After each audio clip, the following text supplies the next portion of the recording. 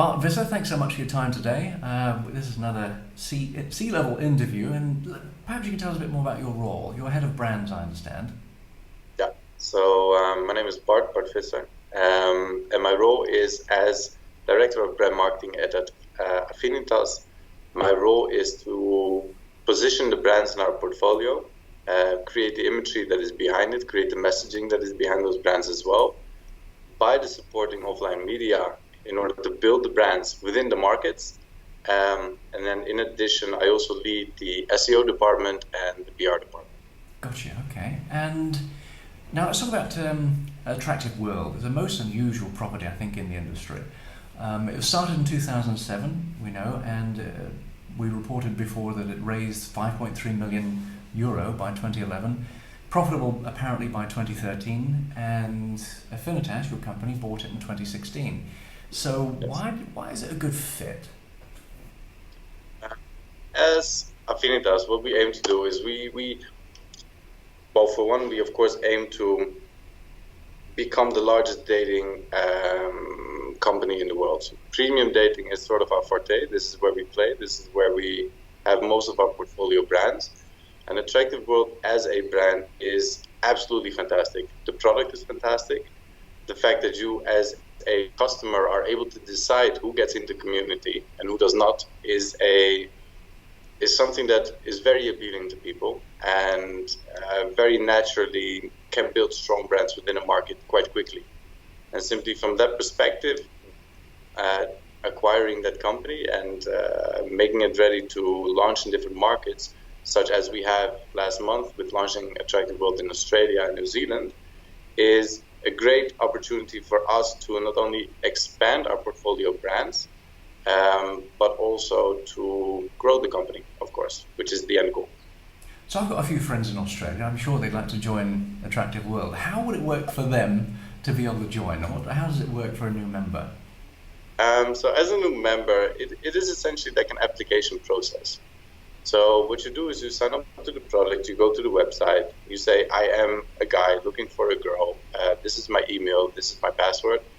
You then have to answer 5 questions. So we give an opportunity or the possibility to choose from 10 different questions for which you have to answer 5. It varies from, these are the type of books that I read, these are the type of artists that I listen to, or this is how my perfect night out looks like, for instance. So sort of an opportunity to show yourself as a person, to show your personality to the people on the platform. Then a mandatory feature in Attractive World is that you have to upload a picture. If there's no picture, you are not allowed access to the platform. Once you have uploaded your picture, you simply say apply, and your profile then goes in the voting stage. And the voting stage is essentially where you as a person are being shown to members on the platform already, and members of the platform are then able to say, okay, I would like to have this person on the platform, he seems to be a good fit, or this person does not fit to the platform very well, and I do not allow him access. This takes about, the voting stage takes about 3 days, 2 to 3 days, something like this. And at the end of which we then see if there's enough community votes, and if there are, then the decision of the community is then taken into action. So either the person is allowed access, or is not allowed access. So I imagine this would drive people wild in word of mouth. I mean, if you don't allow people in, they're still probably going to talk about it, I imagine, because they're going to be a little disgruntled. It's like, this community is kind of sucks. I know this is not very good. They're going to talk it down a bit, which is actually going to intrigue people and make them want to apply. And the people who do get in, they're going to be like, I got in, it took 3 days, and they'll talk, and that's uplift. Either way, you'll probably win, which is why I think this community is really intriguing. Who would you say is the most direct competitor for this particular community? So Attractive World as a product, it is still considered to be a premium dating product. So it is not dating, even though the name itself might signify a different route. The people on the platform are serious about finding a partner to share the rest of their life with. So to find a serious relationship. So purely from that perspective, in Australia, you would then be able to say, okay, we are competing with the likes of eHarmony. or RSVP in a way as well, perhaps even or slightly elite singles for sure.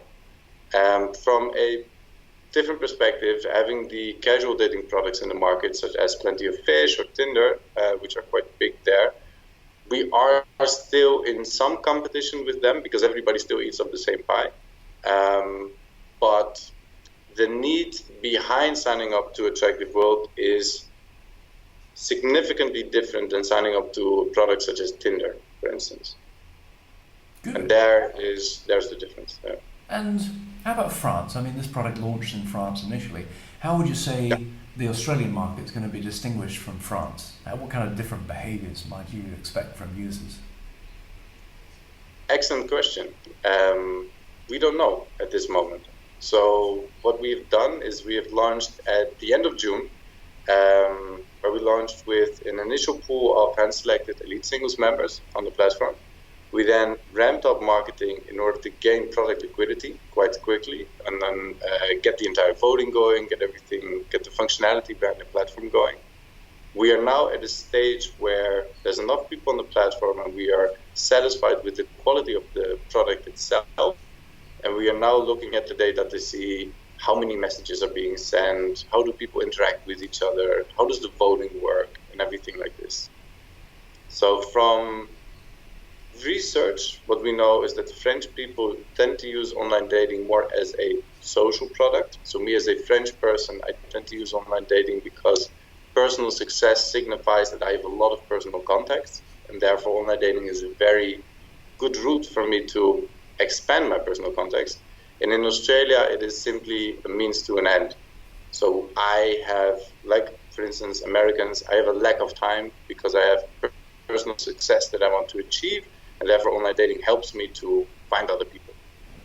In terms of business development, are there any particular relationships you're looking for that we can mention, that maybe there's someone out there you want to contact? We are actively looking to set up partnerships in the Australian market. At this moment, I would not be able to give you a list of potential brands or anything like this. But potential distribution, I imagine. Yeah. But I'll be able to follow up on this one. Great. All right.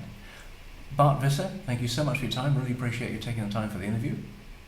And, thank you, Mark. We'll run this on OPW. Thank you very much. Cheers. Thank you. Good. All right, I'll just stop the recording. All right.